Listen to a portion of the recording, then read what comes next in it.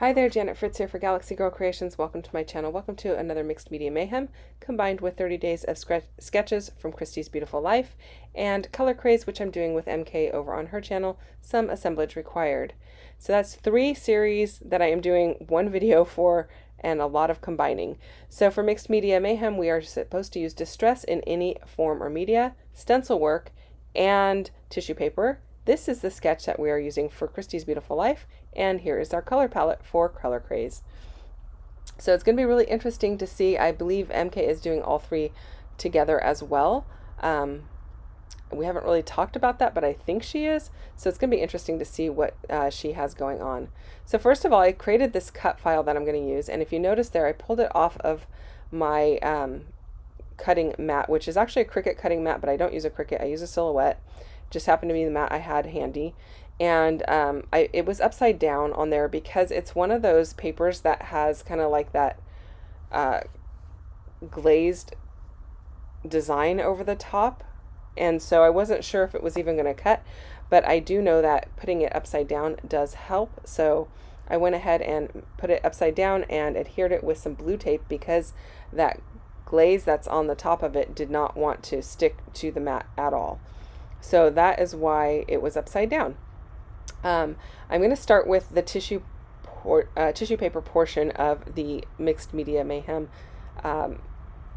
recipe, and I'm going to die cut. This is 4 layers of tissue paper stacked on top of each other, and actually I didn't do any stacking. It was still folded up, and so I just didn't unfold it. Made it easy on myself.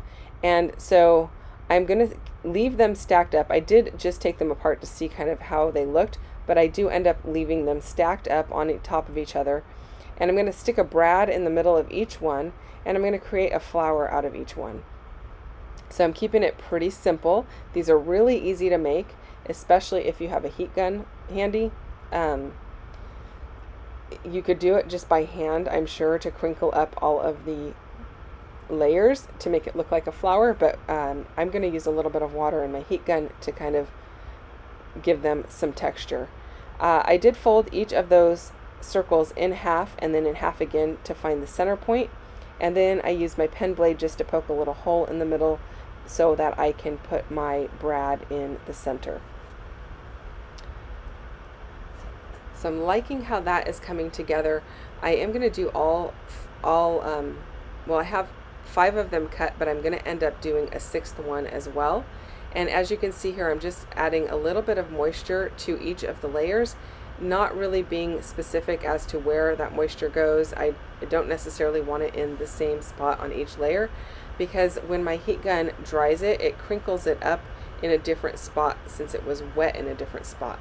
I don't know if that makes any sense, but it gives a nice texture to it, and I don't have to fiddle around with kind of trying to find the perfect way to crinkle up all of these papers or these layers so that they stay kind of crinkled in the sheet protector and don't just nestle flat against each other again. So by adding the heat, if you've ever done any mixed media and used a heat gun, you know that it can also warp your paper if you use too much heat in one area. It kind of does that same effect. Hopefully that makes a little bit of sense. So while I work on those, I do want to remind you that there are 3 different hops for this video. You can check out all of the links for the people playing along with Mixed Media Mayhem. It's every Friday, and the last Friday of the month we do have a Facebook group you can go and check out, and the inspiration piece for the last Friday of the month is always posted earlier in the month, and everyone is welcome to join in on that. So go and check that out. I'll have the link for that below as well. And then there is a playlist for Christy's Beautiful Life 30 days of sketches. So Christy Harriman has been doing this for so many years, and we are on the 10th round, and all of these sketches are exclusive sketches. The sketch today is from Allison Krogsgaard, I believe is how you say it. If I'm saying it wrong, my apologies, Allison. But they are fun sketches, and I apologize that it's really hard to see that in the upper right hand corner. That is the only image that I had available, and it just does not come through very well. But you do kind of get an idea of what the sketch is. So The playlist for 30 days is down below, where you can go and see all of the videos that have been released to date, so you don't have to go and change or go and see a whole huge list of links anymore.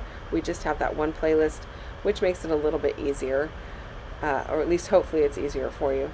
And then lastly, Color Craze. I'm doing that with MK over on her channel, and we are doing all of the even days in October.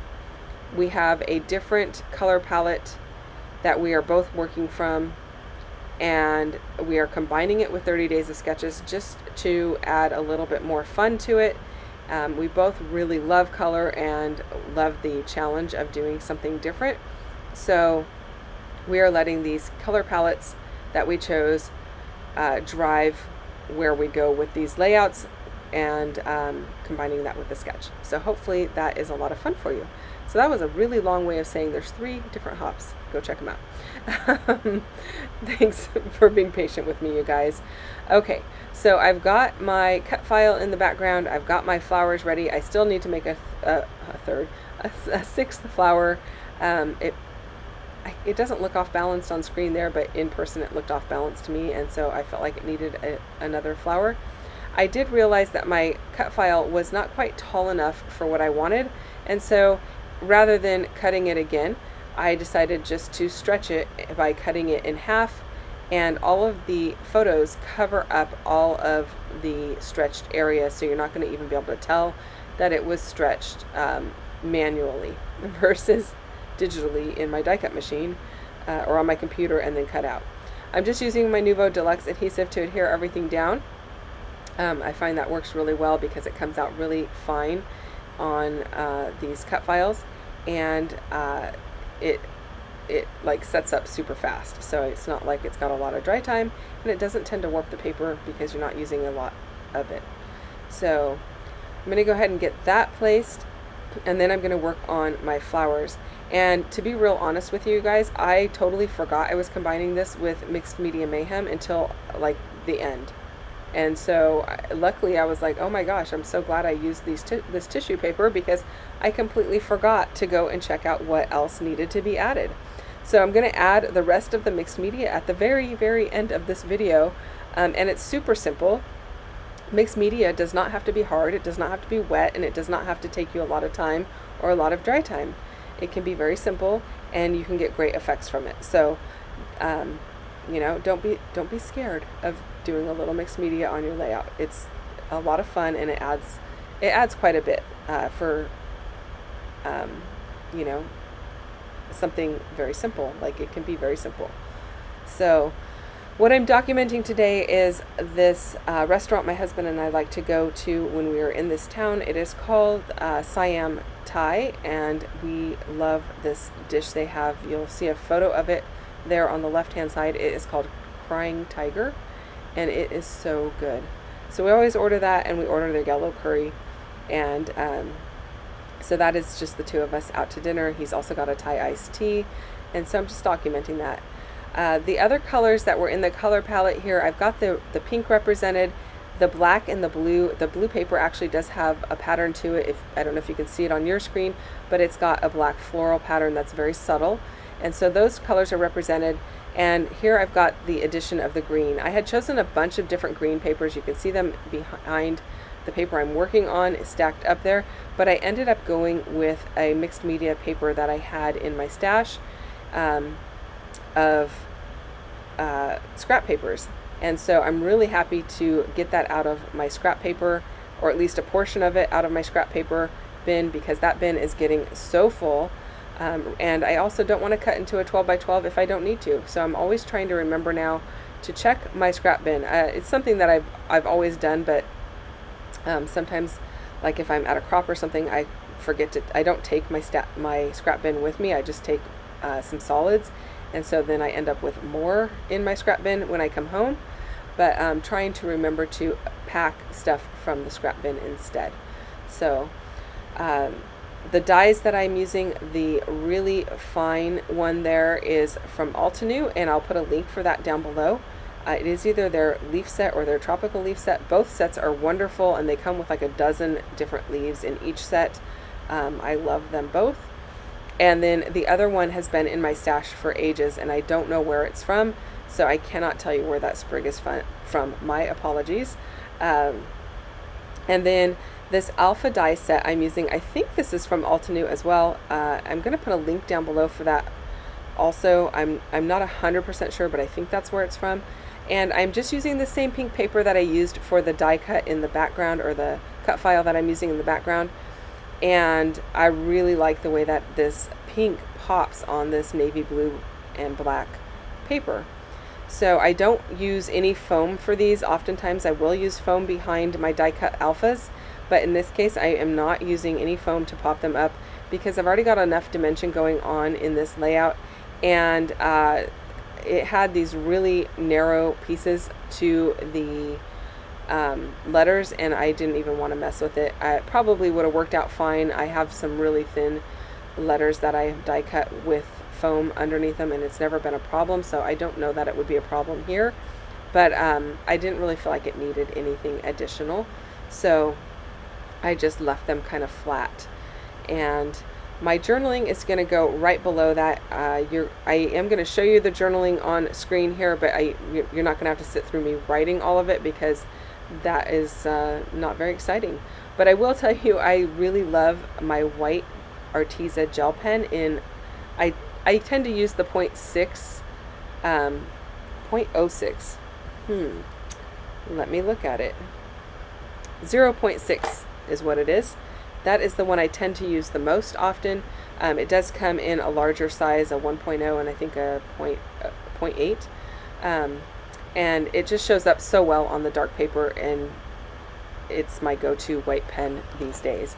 Now I am going to use some Nuvo Sparkle Spray as some splatter in both of these corners. I am using Strawberry Ice and Apple Spritzer in case that is of interest to you. I really like to use these for this purpose. I don't tend to use them as a spray all over the page anymore because the silver does tend to come off on your hands even after it's been dry for quite some time. Now here's where I add my mixed media, adding some Kitsch Flamingo Distress Oxide ink through this stencil from the Crafter's Workshop. And I think that stencil is called Mini Cubist, and I think it's still available. So I will put a link for those down below as well. And that is pretty much it, you guys. I don't add a whole lot more, and I'm gonna call it a day. Thanks so much for watching. Don't forget to check out everyone else playing along, you guys. I really appreciate the time that you take to watch my videos and to spend with me. So feel free to leave me comments down below. I'll get back to you as quickly as I can, and I will see you guys again on Sunday for a Stretch to Sketch video, which is also going to be combined with 30 Days of Sketches and Color Craze. Thanks for watching. See you then. Bye-bye.